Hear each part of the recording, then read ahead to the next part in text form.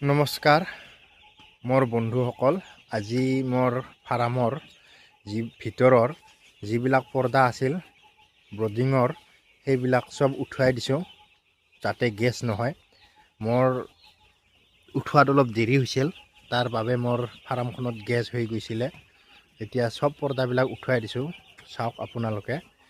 আৰু এনেকৈ হিটাৰো চলি থাকিব দিছোঁ যাতে মোৰ ফাৰ্মত গেছ নহয় আৰু পোৱালিবিলাকো ঠাণ্ডা নাপায়। পোৱালিবিলাক ঠাণ্ডা নোপোৱাৰ কাৰণে এনেকৈ হিটাৰবিলাক চলাই থৈ দিছোঁ আৰু ছাইডৰ পৰ্দাবিলাক উঠুৱাই দিছোঁ যাতে মোৰ ফাৰ্মৰ ভিতৰত গেছ নহয়। চাওক,